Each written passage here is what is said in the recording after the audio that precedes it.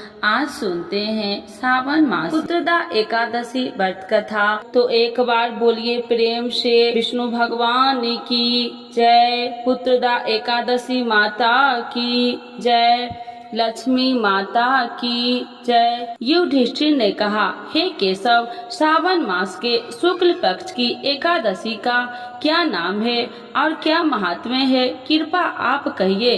श्री कृष्णचंद्र जी ने कहा, हे राजन, ध्यान पूर्वक इसकी भी कथा सुनो। द्वापर युग में महीपति राजा महिष्मती नगरी में राज्य करता था, परंतु उसके पुत्र न होने के कारण वह अत्यंत ही दुखी था और पुत्र प्राप्ति के लिए अनेक प्रकार के प्रयत्नों को करता रहता था। अनेक प्रकार की चेष्टा करने पर भी जब उसको आनंद देने वाला पुत्र रत्न प्राप्त नहीं हुआ तो राजा ने अपनी वृद्धा अवस्था को देखकर एक दिन अपनी सभा में अत्यंत ही चिंतित होकर प्रजाजनों को संबोधित करके कहा कि प्रजाजनों, मैंने इस जन्म में जहाँ तक ध्यान आता है कि कोई भी पाप कर्म नहीं किया और अत्याचार पूर्ण प्रजा से धन को भी लेकर अपने अर्थकोष में सज्जित नहीं किया, न किसी का धरोहर का ही हरण किया तथा अपनी प्रजा का पालन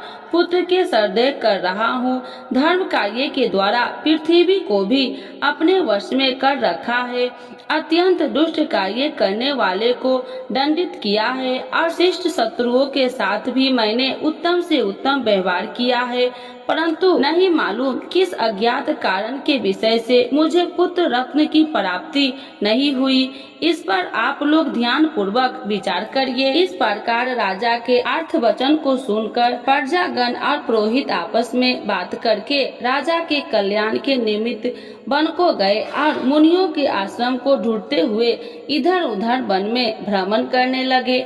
उसी वन में उन्होंने अत्यंत ही घोर तपस्या करते हुए निराहार जिज्ञात्मा जित क्रोध मुनि का दर्शन किया, जो कि सर्वधर्म सोमतेवा एवं सर्वशास्त्र प्रागंत दीर्घायु महात्मा लोमेश थे, जिनके की कल्प के अंत में केवल लोमेश ही गिरते हैं। इसी कारण उनका नाम लोमेश पड़ गया। इस प्रकार उन त्रिलोकी महात्मा लोमेश को देखकर सब लोग अत्यंत ही हर्षित होकर निकट जा यथोचित रूप से प्रणाम करके उनके पास स्थिर हो गए। लोमेश मुनि ने सब लोगों को देखकर यह प्रश्न किया कि तुम लोग यहाँ पर किस कारण से आए और यहाँ पर क्यों स्थिर हो गए हो। तब सब मनुष्य ने कहा कि हे महाराज, हम सब लोग अपने कष्ट के निमित्त होने के लिए आपके शुभ स्थान पर आए हैं। यह कष्ट यह है कि हमारा महिजीत नामक राजा अत्यंत ही धर्मात्मा है, परंतु वह पुत्रहीन है। इस दुख से उसे अत्यंत ही व्याकुल देखकर आपके शरण में तपस्या करने के हेतु हम सब एक चित्र हुए हैं। राजा के अहोभाग्य से हम सब लोगों को आपका दर्शन प्राप्त हुआ है, क्योंकि महात्मा एवं मुनि के दर्शन मात्र से ही मनुष्य के कार्य सिद्धि हो जाते हैं। अस्तु, अब आप हम लोगों के ऊपर कृपा दृष्टि कर इस प्रकार का उपदेश करिए कि जिससे हमारे धर्मात्मा राजा का कार्य सिद्ध होकर कल्याण होवे। प्रजाजनों की इस प्रकार की बातें को सुनकर क्षण भर तक ध्यान मग्न होकर राजा ने पूर्व जन्म के वृत्तांत को समझकर लोमेश ने कहा कि यह राजा पूर्व जन्म के अत्यंत ही घोर पापी और महादरिद्र जाति का वैश्य था। अपने व्यवसाय हेतु इस नगर से उस नगर में, उस नगर से दूसरे नगर में इसी प्रकार बराबर भ्रमण किया करता था। एक समय की बात है कि ज्येष्ठ मास के शुक्ल पक्ष की एकादशी को मध्यांत के समय प्यास से अत्यंत व्याकुल होकर जल के हेतु कोई उत्तम स्थान को ढूंढने लगा। संयोगवश उसको एक अत्यंत ही उत्तम और स्वच्छ जलाशय दिखाई पड़ा। उसको देखते ही जल पीने की इच्छा से उसके समीप गया। उसी समय कुछ ही दिनों के ब्याही हुई एक गौ अपने साथ बछड़ों को लिए उसी जलाशय पर आकर जल पीने लगी। उस समय उस बनिए ने उस जल पीते हुई गौ को हटाकर स्वयं ही जल को पिया। इस पाप के कारण निसंतान है, परंतु कुछ पूर्व जन्म के पुण्य के प्रताप से उसको राज्य प्राप्त हो गया। मुनि जी की बातें को सुनकर प्रजाजन और पुरोहित ने कहा कि हे महाराज, हम लोगों ने पुराणों के द्वारा इस प्रकार सुना है कि पुण्य कार्य करने से पाप नष्ट हो जाते हैं। सो आप कृपा करके इस प्रकार पुण्य का उपदेश करिए कि जिससे पाप नष्ट होकर राजा महिजीत को पुत्र प्राप्त हो। तब लोमेश ऋषि ने कहा, हे मनुष्य, श्रावण मास के शुक्ल पक्ष की पुत्रदा नामक एकादशी का व्रत तुम लोग करो और नियम पूर्वक पूजन इत्यादि करके रात्रि भर जागरण करो तथा उसका सब फल आपने राजा को प्रदान दे तो उस राजा को पुत्र उत्पन्न होगा। इस प्रकार लोमेश ऋषि द्वारा व्रत के विधान और फल को सुन सब लोगों को अपार आनंद प्राप्त हुआ और सब लोग अपने अपने घर को लौट गए। जब सावन मास आया तो सब लोगों ने लोमेश ऋषि के आज्ञा अनुसार राजा सहित भक्ति और विधि पूर्वक एकादशी का व्रत किया और दूसरे दिन अपना अपना फल उन सब लोगों ने राजा को प्रदान कर दिया। तब उस फल से प्रभाव से राजा की रानी गर्भ को धारण कर समय आने वाले पुत्र रत्न को प्राप्त किया। इस प्रकार यह फलदायित्री पुत्रदा एकादशी है। इसीलिए इस लोक और उस लोक में आनंद प्राप्त करने वाले को इस पुत्रदा नामक एकादशी का व्रत अभ्यास करना चाहिए। इस एकादशी की महात्म्य पढ़ने और सुनने से घोर पापों से मुक्ति होती है। तो एक बार बोलिए प्रेम से विष्णु भगवान की जय। पुत्रदा एकादशी माता की जय। लक्ष्मी माता की जय। कथा के अनुसार प्राचीन समय में भद्रावती नगरी में सुकेतु मान नाम का एक राजा राज्य करता था। उसके कोई संतान नहीं थी। उसकी पत्नी का नाम शोभ्य था। उस पुत्रहीन राजा के मन में इस बात की बड़ी चिंता थी कि उसके बाद उसे और उसके पूर्वजों को कौन पिंड दान देगा। उसके पितर भी व्यथित हो पिंड लेते थे कि सुकेतु मान के बाद हमें कौन पिंड दान देगा। इधर राजा भी बंधु बांधव राज्य हाथी घोड़ा आदि से संतुष्ट नहीं था कि उसका एकमात्र कारण पुत्रहीन होना था। बिना पुत्र के पितरों और देवताओं से ऋण नहीं हो सकते। उस तरह राजा रात दिन इसी चिंता में घुला करता था। इस चिंता के कारण एक दिन वह इतना दुखी हो गया कि उसके मन में अपने शरीर को त्याग देने की इच्छा उत्पन्न हो गई। किंतु वह सोचने लगा कि आत्महत्या करना तो महापाप है। अतः उसने इस विचार को मन से निकाल दिया। एक दिन इन्हीं विचारों में डूबा हुआ वह घोड़े पर सवार होकर वन को चल दिया। घोड़े पर सवार राजा उन पक्षियों और वृक्षों को देखने लगा। उसने वन में देखा कि मृग, बाघ, सिंह, बंदर आदि विचरण कर रहे हैं। हाथी, शिशुओं और हथनियों के बीच में विचार रहा कि उस वन में राजा ने देखा कि कहीं तो सियार कर्कश शब्द निकाल रहे हैं और कहीं मोर अपने परिवार के साथ नाच रहे हैं। वन के दृश्य को देखकर राजा और ज्यादा दुखी हो गया कि उसके पुत्र क्यों नहीं है। इसी सोच विचार में दोपहर हो गई।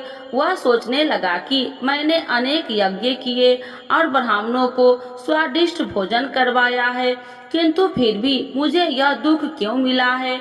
आखिर इसका कारण क्या है। अपनी व्यथा किससे कहूँ और कौन मेरी व्यथा का समाधान कर सकता है। अपने विचारों में खोए राजा को प्यास लगी। वह पानी की तलाश में आगे बढ़ा। कुछ दूर जाने पर उसे एक सरोवर मिला। उस सरोवर में कमल पुष्प खिले हुए थे। सारस, हंस, घड़ियाल आदि जल क्रीड़ा में मग्न थे। सरोवर के चारों तरफ ऋषियों के आश्रम बने हुए थे। अचानक राजा के दाहिने अंग फड़कने लगा। इसे शुभ सगुन समझकर राजा मन में प्रसन्न होता हुआ घोड़े से नीचे उतरा और सरोवर के किनारे बैठे हुए ऋषियों को प्रणाम करके उनके सामने बैठ गया। ऋषि वर बोले, हे राजन, हम तुमसे अति प्रसन्न हैं। तुम्हारी जो इच्छा है हमसे कहो। राजा ने प्रश्न किया कि हे वीरपो, आप कौन है, आप किस लिए यहाँ रह रहे हैं। ऋषि बोले, राजन, आज पुत्र की इच्छा करने वाले को श्रेष्ठ पुत्र प्रदान करने वाली पुत्रदा एकादशी है। आज से 5 दिन बाद माघ स्नान है और हम सब इस सरोवर में स्नान करने आए हैं। ऋषि की बात सुन राजा ने कहा, हे मुनियों, मेरा भी कोई पुत्र नहीं है। यदि आप मुझ पर प्रसन्न है तो कृपा कर मुझे एक पुत्र का वरदान दीजिए। ऋषि बोले, हे राजन, आज पुत्रदा एकादशी है, आप इसका उपवास करें। भगवान श्री हरि की अनुकंपा से आपके घर अवश्य ही पुत्र होगा। राजा ने मुनि की बचने के अनुसार उस दिन उपवास किया और द्वादशी को व्रत का पारण किया और ऋषि के प्रणाम करके वापस अपनी नगरी आ गया। भगवान श्री हरि की कृपा से कुछ दिनों बाद ही रानी के गर्भ धारण और 9 माह के पश्चात उसने एक तेजस्वी पुत्र उत्पन्न हुआ। यह राजकुमार बड़ा होने पर अत्यंत वीर, धनवान, यशस्वी और प्रजा पालक बना। श्री कृष्ण ने कहा, हे पांडुनंदन, पुत्र की प्राप्ति के लिए पुत्रदा एकादशी का उपवास करना चाहिए। पुत्र प्राप्ति के लिए इससे बढ़कर दूसरा कोई व्रत नहीं है। जो कोई व्यक्ति पुत्रदा एकादशी के महात्म्य को पढ़ता व श्रवण करता है तथा विधान अनुसार इसका उपवास करता है, उसे सर्वगुण संपन्न पुत्र रत्न की प्राप्ति होती है। श्री हरि की अनुकंपा से वह मनुष्य मोक्ष को प्राप्त होता है। तो एक बार बोलिए प्रेम से विष्णु भगवान की जय, लक्ष्मी माता की जय, पुत्रदा एकादशी माता की जय। इस कथा के बिना अधूरी है एकादशी की कथा। तो सुनते हैं तुलसी माता की कथा। तो एक बार बोलिए प्रेम से तुलसी माता की जय, श्री कृष्ण भगवान की जय। एक बुढ़िया माई तुलसी जी को सींचती और कहती कि हे तुलसी माता, सत की दाता, मैं तेरा बिटला सींचती हूँ, मुझे बहू दे, पीताम्बर की धोती दे, मीठा मीठा घास दे, बैकुंठ में वास दे, चटक की चाल दे, पटक की मौत दे, चंदन का काठ दे, रानी सा साज दे, दाल भात का भोजन दे, एकादशी की मौत दे, कृष्ण जी का कंधा दे। जब तुलसी माता यह बात सुनकर सूखने लगी तो भगवान ने पूछा कि हे तुलसी, तुम क्यों सूख रही हो। तुलसी माता ने कहा कि एक बुढ़िया रोज आती है और यही बात कह के जाती है, मैं सब बात तो पूरा कर दूंगी, लेकिन कृष्ण का कंधा कहाँ से लाऊंगी। तो भगवान बोले, जब वो मरेगी तो मैं अपने आप कंधा दे आऊंगा, तू बुढ़िया माई से कह देना। जब बुढ़िया माई मर गई, सब लोग आ गए। जब माई को ले जाने लगे तो वह किसी से न उठी। तब भगवान एक 12 बरस के बालक का रूप धारण करके आए। बालक ने कहा, मैं कान में एक बात कहूँगा तो बुढ़िया माई उठ जाएगी। बालक ने कान में कहा, बुढ़िया माई मन की निकाल ले, पीताम्बर की धोती ले, मीठा मीठा ग्रास ले, बैकुंठ का वास ले, चटक की चाल ले, पटक की मौत ले, कृष्ण जी का कंधा ले। यह सुनकर बुढ़िया माई हल्की हो गई। भगवान ने कंधा दिया और बुढ़िया माई को मुक्ति मिल गई। हे तुलसी माता, जैसे बुढ़िया माई को मुक्ति दी वैसे सबको देना। तो एक बार बोलिए प्रेम से तुलसी माता की जय, श्री कृष्ण भगवान की जय। एकादशी के दिन यह कथा जरूर सुने। एक लपसी था, एक तपसी था। तपसी वैसा भगवान की तपस्या में लीन रहता था। लपसी रोजाना 1.25 सेर की लापसी बनाकर भगवान का भोग लगाकर जीम लेता था। एक दिन दोनों लड़ने लगे। तपसी बोला, मैं रोज भगवान की तपस्या करता हूँ, इसीलिए मैं बड़ा हूँ। लपसी बोला, मैं रोज भगवान को 1.25 सेर लपसी का भोग लगाता हूँ, इसीलिए मैं बड़ा हूँ। नारद जी वहाँ से गुजर रहे थे। दोनों को लड़ता देखकर उनसे पूछा कि तुम क्यों लड़ रहे हो। तपसी ने खुद के बड़ा होने के कारण बताया और लपसी ने अपना कारण बताया। नारद जी बोले, तुम्हारा फैसला मैं कर दूंगा। दूसरे दिन लपसी और तपसी नहाकर अपनी रोज की भक्ति करने आए तो नारद जी ने छुप कर 1.25 करोड़ की एक एक अंगूठी उन दोनों के आगे रख दी। तपसी की नजर जब अंगूठी पर पड़ी तो उसने चुपचाप अंगूठी उठाकर अपने नीचे दबा लिया। लपसी की नजर अंगूठी पर पड़ी लेकिन उसने ध्यान नहीं दिया। भगवान का भोग लगाकर लपसी खाने लगा। नारद जी सामने आए तो दोनों ने पूछा कि कौन बड़ा है, तो नारद जी ने तपसी से खड़ा होने को कहा। वो खड़ा हुआ तो उसने नीचे दबी अंगूठी दिखाई पड़ी। नारद जी ने तपसी से कहा, तपस्या करने के बाद भी तुम्हारी चोरी करने की आदत नहीं गई, इसीलिए लपसी बड़ा है और तुम्हें तुम्हारी तपस्या का कोई फल भी नहीं मिलेगा। तपसी शर्मिंदा होकर माफी मांगने लगा। उसने नारद जी से पूछा, मुझे मेरी तपस्या का फल कैसे मिलेगा। नारद जी ने कहा, यदि कोई गाय और कुत्ते की रोटी नहीं बनाएगा तो फल तुझे मिलेगा। यदि कोई ब्राह्मण को भोजन करवाकर दक्षिणा नहीं देगा तो फल तुझे मिलेगा। यदि कोई साड़ी के साथ ब्लाउज नहीं देगा तो फल तुझे मिलेगा। यदि कोई दिए से दिया जलाएगा तो फल तुझे मिलेगा। यदि कोई सारी कहानी सुने लेकिन तुम्हारी कहानी नहीं सुनेगा तो फल तुझे मिलेगा। उसी दिन से हर व्रत कथा कहानी के साथ लपसी तपसी की कहानी भी सुनी और कही जाती है। तो एक बार बोलिए प्रेम से एकादशी माता की जय। एकादशी माता की आरती। जय एकादशी जय एकादशी जय एकादशी माता, विष्णु पूजा व्रत को धारण कर सकती मुक्ति पाता।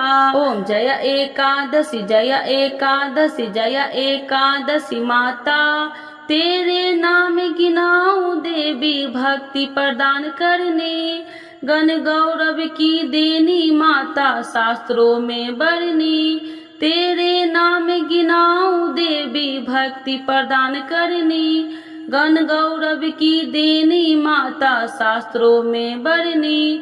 ओम जय एकादशी जय एकादशी जय एकादशी माता, मार्गशीर्ष के कृष्ण पक्ष की उत्पन्ना विश्व तारिणी जन्मी, शुक्ल पक्ष में होए मोक्षदा मुक्तिदाता बन आई।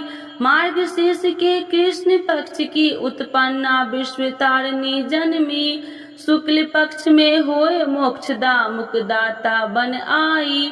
ओम जय एकादशी जय एकादशी जय एकादशी माता, पौष के कृष्ण पक्ष की सफला नामक है, शुक्ल पक्ष में होए पुत्रदा आनंद अधिक रहे। पौष के कृष्ण पक्ष की सफला नामक है, शुक्ल पक्ष में होए पुत्रदा आनंद अधिक रहे। ओम जय एकादशी जय एकादशी जय एकादशी माता, नाम सटतीला माघ मास में कृष्ण पक्ष आवे, शुक्ल पक्ष में जया कहावे विजय सदा पावे। नाम सटतीला माघ मास में कृष्ण पक्ष आवे, शुक्ल पक्ष में जया कहावे विजय सदा पावे।